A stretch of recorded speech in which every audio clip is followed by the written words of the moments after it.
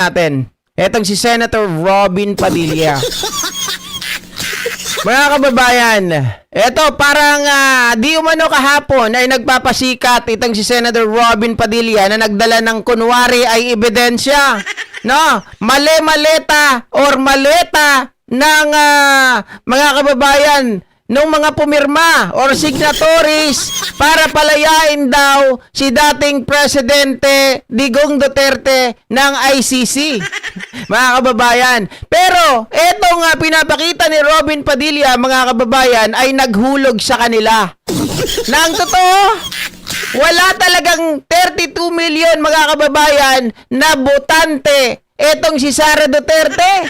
Dahil alam nyo kung ilan lang yung kanilang nakuha, mga ka-GP Natics, mas marami pa ata yung sa Mindanao na kanilang mga nakuhang pirma.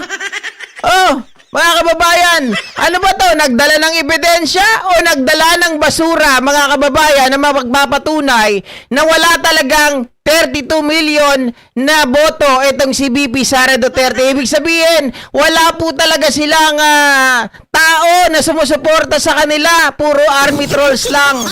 Okay, mga ka-GP Natics. Ito po.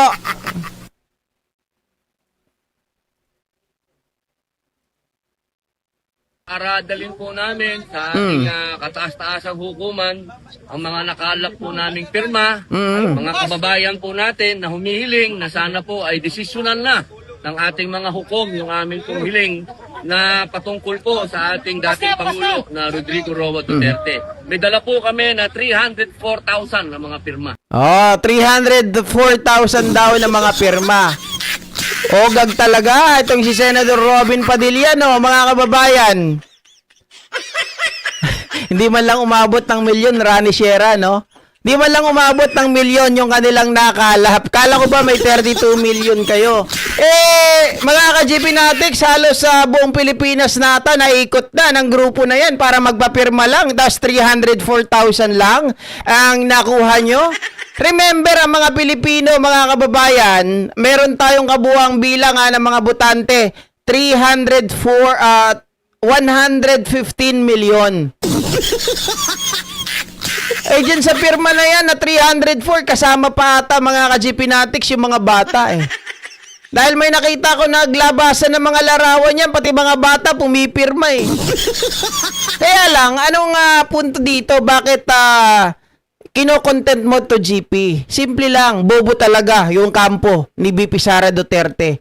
Lalong-lalo na meron kang isang Robin Padilla na tatanga-tanga. Bakit, mga ka-GP Natics? Dito ang ginawa nyo, gumastos na kayong lahat-lahat. Bakit kanyo? Sa Senado, diba, naglabas na sila ng resolusyon para pauwiin si Digong Duterte. Mga kababayan, lalo lang po ito nagpatibay, lalo lang nagpakumbinsi sa ICC na huwag payagan na makauwi si Digong Duterte. Diba?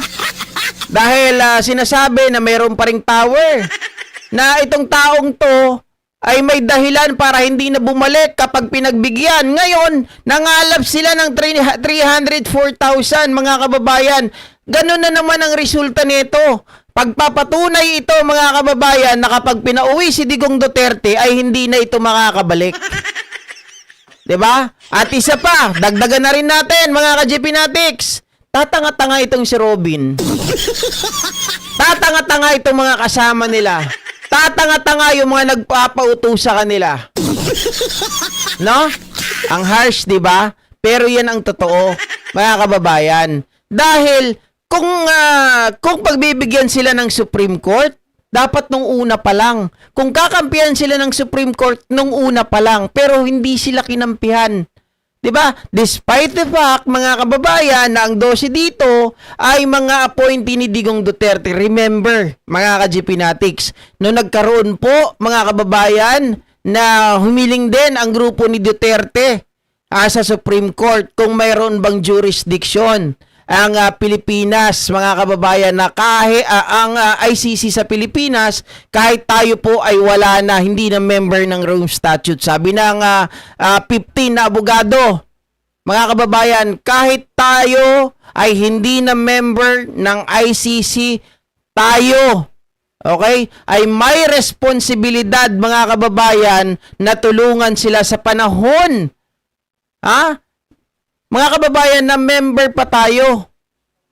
O, sa makatuwid, yung ginagawa nila Robin Padilla ay pagsasayang ng oras, pagsasayang ng resources, 'di ba? Katangahan, mga kababayan, dahil hindi naman sila pagbibigyan ng Supreme Court sa kanilang hiling.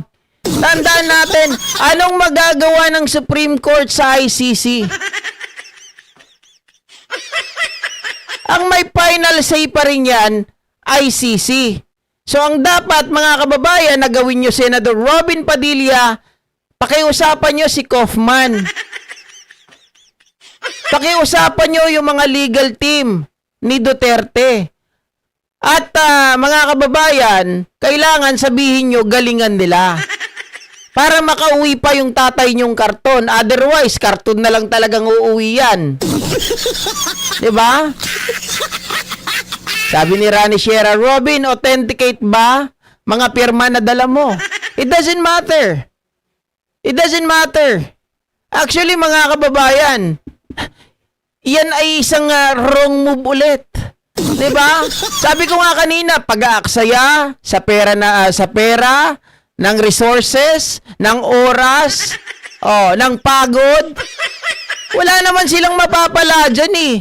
Kahit gustuhin man ng Supreme Court, mga kababayan, na pabalikin si Duterte dito, gusto silang pagbigyan, would you believe na may magagawa ang Supreme Court sa ICC? Sila ang unang pumayag, mga kababayan, na tayo ay may responsibility na tumulong, mga kababayan, sa ICC kahit tayo po ay wala na, hindi na member. Basta ang tulong na hinihingi nila ay tungkol po sa panahon na tayo ay member pa, wala tayong magagawa. Oh. Parang hindi nag-iisip. Sabi nila, mahal nila ang Pilipinas. Mahal nila ang taong bayan. Pero dito, mga kababayan, nakikita natin kaagad. Kung talagang may isip kayo, Senator Robin, yung ginagastos nyo dyan sa mga taong mga nasa likod nyo, imposible naman na walang mga bayad yung mga yan. Lalo na yan sila Mocha Uson, yung mga DDS na rabid na yan.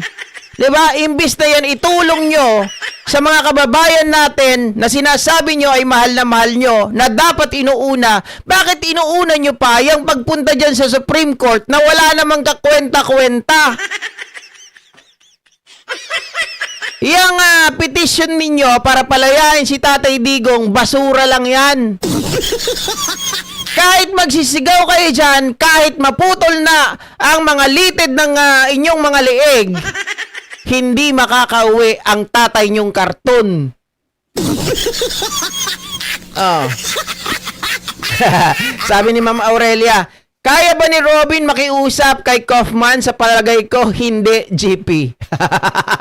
Sa bagay, kailangan ng translator. Di ba? Hindi, gumamit na lang siya ng chat GPT. Gumamit na lang siya ng chat GPT para i-translate yung sasabihin niya. Diba? Sir Nelson, mema lang talaga si Robin, walang kwentang mga nilalabas. Kakahiya. Naturingang senador, bobo. Naturingang senador, mga kababayan, hindi nag-iisip. Sabi mo nga, bobo, hindi talaga nag-iisip.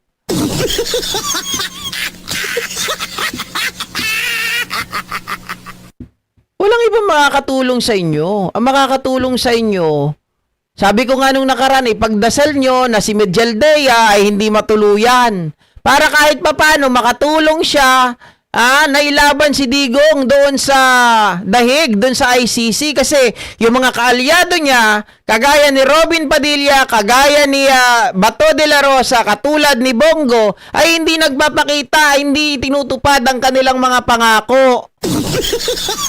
Di ba? Yung kay Yusreb, kay Makwan ba to? Sabi ni Baby Agaid, hanggang pangarap na lang yan si Ogag Robin. Ano pa nga ba? Diba? Kahit nagmumukhang tanga na si Robin, wala, sige pa rin ang loko. Sabi ni Warbisdak, mga buang, Holy Week ka. Hoy, Lord muna, wag puro politics. Mga kababayan, alam nyo may oras niyan, Warbisdak. Siyempre, anong gagawin natin? Sayang ang oras. Diba? Sayang ang oras. Kaysa sumama tayo dyan kay Robin Padilla, mga kababayan, at least dito kahit pabarya-barya may kita. Ikain na lang nila ng Ilocos empanada. Tama, Smokey. Diba? Ma'am Liberty Arcega, walang utak yan si Robin Padilla, buti na lang hindi namin binoto yan. Magpasalamat pa rin kayo na si Robin Padilla yung naunang artista.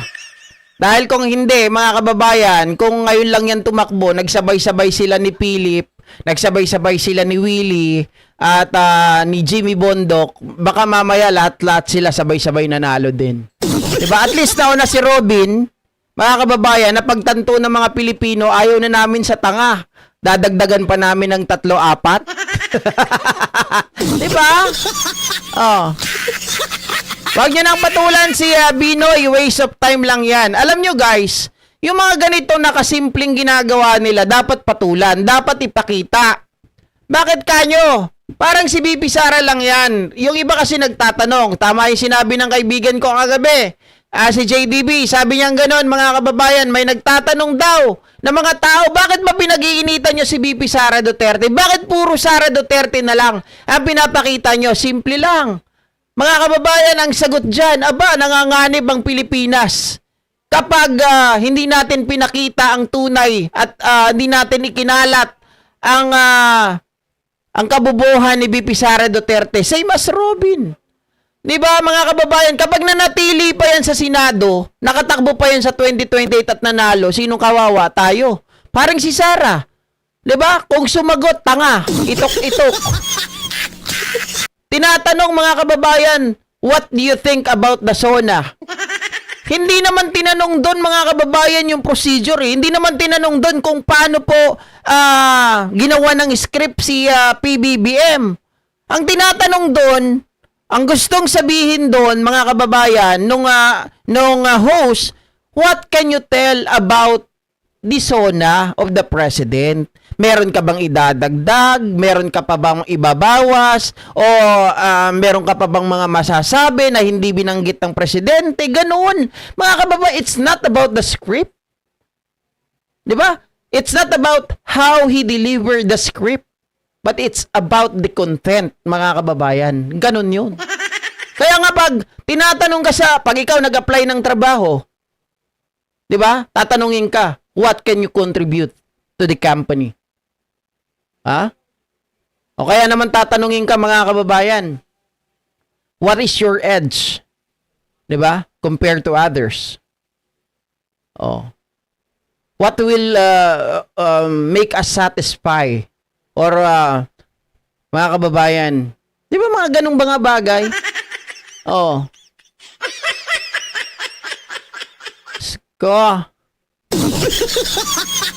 Kaya wag po kayo magagalit kung paulit-ulit nating nilalabas si Senador Robin Padilla. Ayaw lang natin na maulit, mga kababayan, na mag-number 1 na naman si Robin.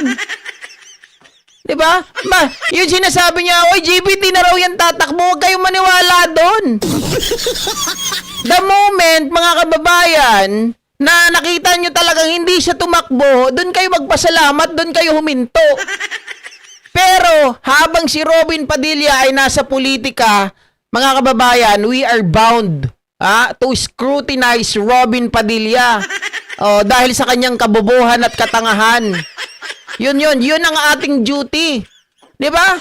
Ano ba yung duty mo, GP? Paninira? Yes, duty ko. Sirahan si Robin Padilla dahil gusto ko ilantad ang kanyang katangahan, kabobohan para wala nang bumoto sa kanya.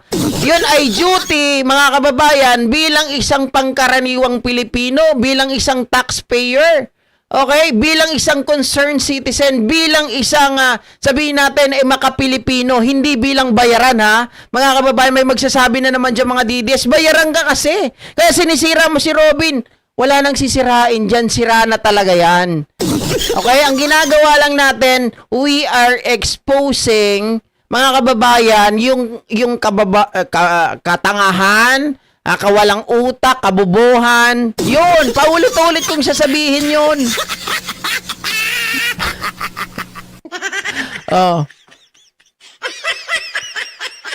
Kasi alam ko naman may magsasabi dyan. Meron dyan mga, mga kababayan nakikinig, masakit na ang tenga. Nasabihin, binabanatan si Robin na idol nila.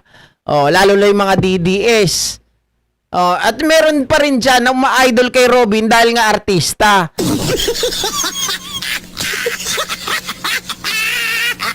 Pero again, mga kababayan, hindi natin gustong siraan si Robin dahil walang kinalaman sa kanyang trabaho. Labas tayo doon. Kapag ang usapin, mga kababayan, tungkol sa pamilya, sa pagkatao ni Robin, labas na natin yan. Basta doon tayo sa kanyang ginagawang trabaho at hindi po tayo makakasuhan sa bagay na yan. 'Di ba? Okay, so next topic tayo. Hayaan na natin yan si Robin. Wala na tayong magagawa dyan. Kinontent mo yan, GP. Tapos ngayon, hayaan na natin. Tapos na ako sa kanya. Di ba? Tapos na ako sa kanya. Kaya lipat naman tayo, mga kababayan. Ito, huli. Pag-usapan naman natin itong si Cheese Escudero. Mukhang hindi ko nasama dito yung